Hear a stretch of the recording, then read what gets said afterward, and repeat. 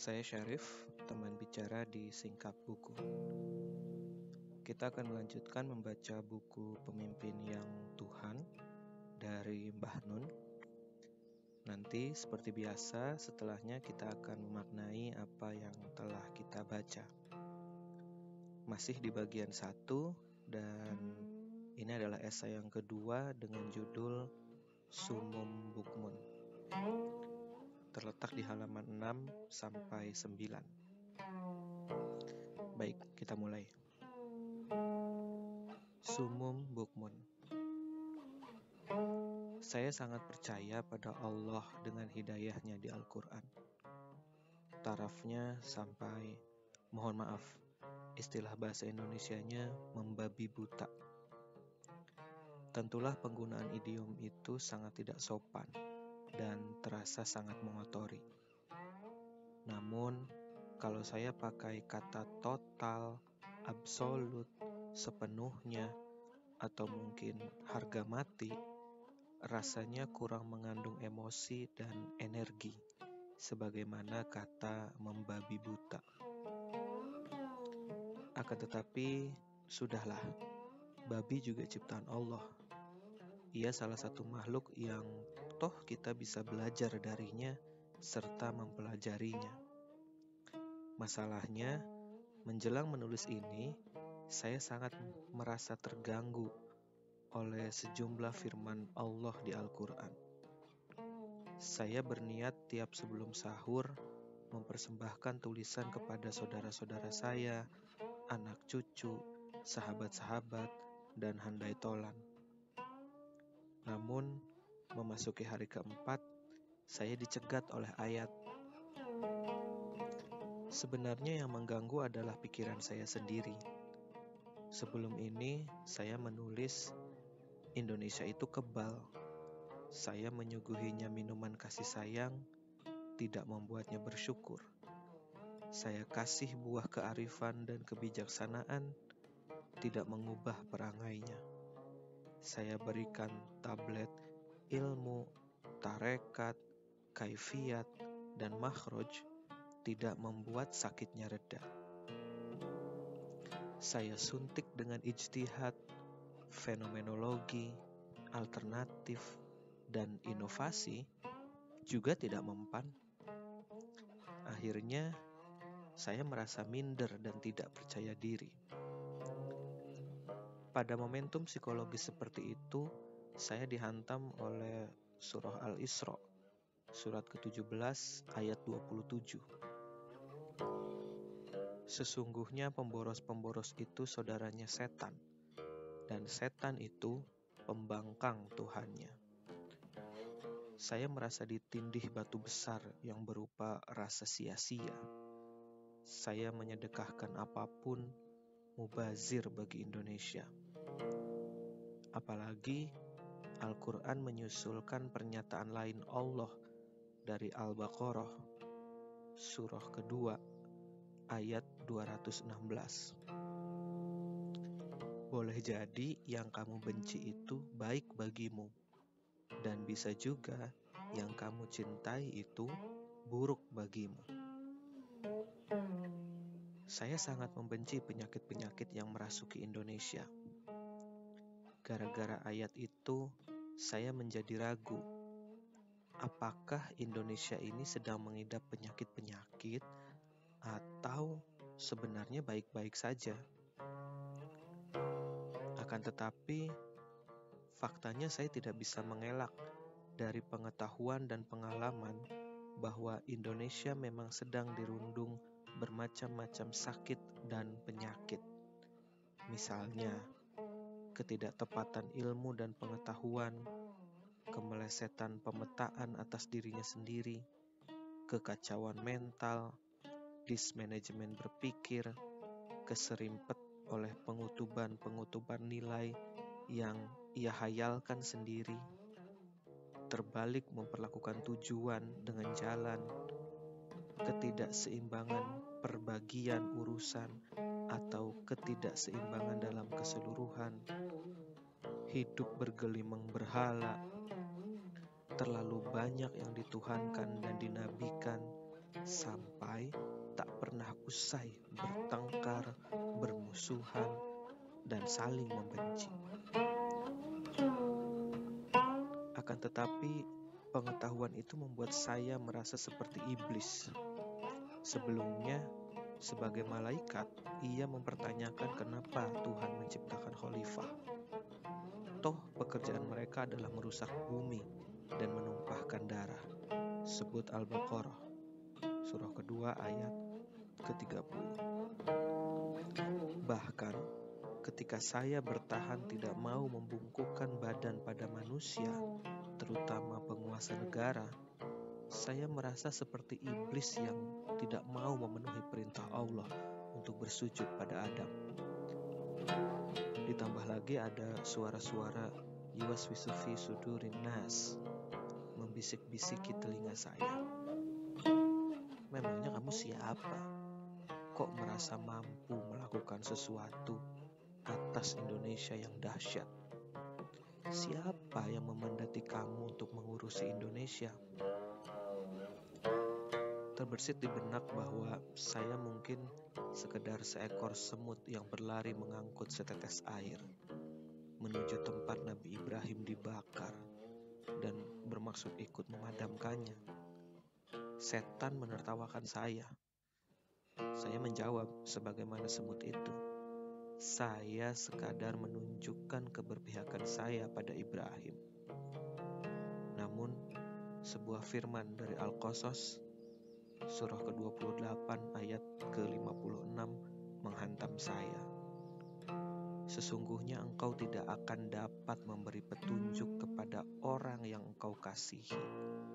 Allah lah yang memberi petunjuk kepada siapa saja yang dikehendakinya. Jari-jari saya menjadi kaku. Pikiran saya buntu. Saya bertanya, ya Allah, Indonesia ini sedang engkau beri peringatan agar selamat, ataukah engkau uji supaya naik derajat? Ataukah engkau azab karena berulang-ulang melakukan dosa serta memaksiatimu? Dan firman-firman terus menyerbu. Mereka hendak menipu Allah dan orang-orang beriman. Padahal sebenarnya mereka sedang menipu diri mereka sendiri. Tetapi mereka tidak sadar. Dalam hati mereka terdapat penyakit. Dan Allah menambahi penyakit-penyakit mereka. Bagi mereka azab yang dahsyat karena tak henti-henti mereka berbohong. Bila dikatakan pada mereka, janganlah membuat kerusakan di bumi, mereka menjawab, kami sedang menyelenggarakan pembangunan. Sesungguhnya merekalah pembuat kerusakan, tetapi mereka tidak sadar. Allah memperolok-olok mereka dan membiarkan mereka terombang-ambing dalam kesesatan. Summum bukmun umyun fahum la yarji'un. Telinga mereka peka, mulut mereka bisu, mata mereka buta, dan tak akan bisa kembali. Lumpuh tangan dan seluruh tubuh saya. Mari kita maknai esai ini. Ini yang saya suka dari tulisan-tulisan Bahnun. Beliau selalu dapat menciptakan paradoks untuk memunculkan sebuah kebenaran, atau agar lebih halus, menawarkan metode berpikir untuk menyusuri kebenaran. Apa paradoks yang muncul dari esai yang telah kita baca tadi? Di awal, Bahnun mengatakan bahwa taraf kepercayaannya pada hidayah Allah di Al-Quran sudah sampai pada level membabi buta. Bahnun mengategorikan membabi buta sebagai frasa yang akurat untuk mewakili level tertinggi kepercayaannya pada apa yang disampaikan oleh Al-Quran. Frasa ini dirasa lebih mewakili emosi dan energi daripada frasa-frasa standar lainnya.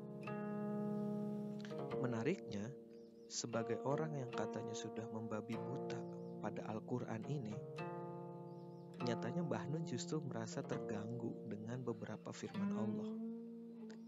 Ini paradoksnya. Umumnya, orang kalau cintanya sudah membabi buta, gak akan terganggu oleh apapun.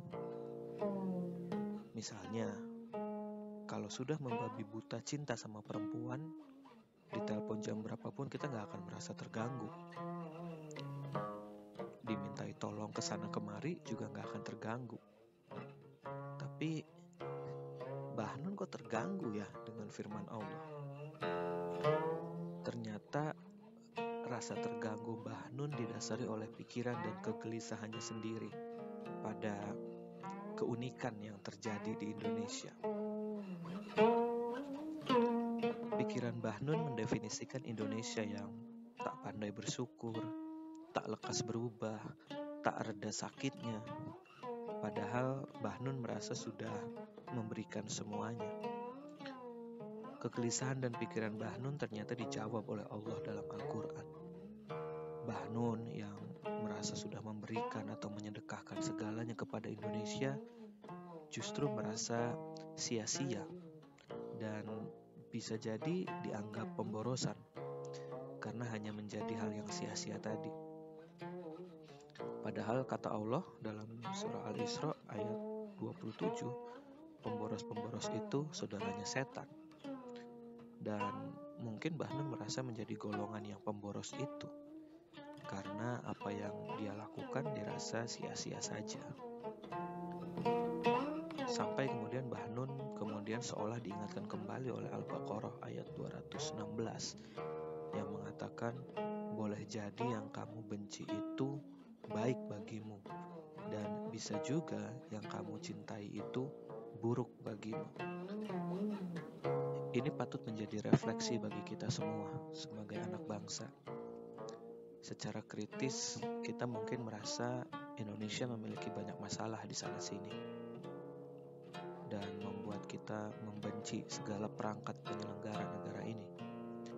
Karena perangkat itulah yang menjalankan roda birokrasi negara.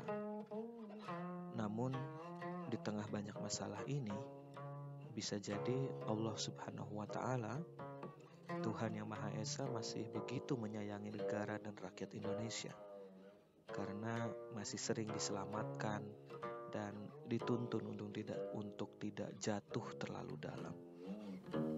Jadi, agaknya bukan karena tata kelola pemerintahan yang baik-baik amat ya, tapi karena Allah sayang sekali sama bangsa ini. Jadi kita masih bisa hidup sampai hari ini. Begitu mungkin ya.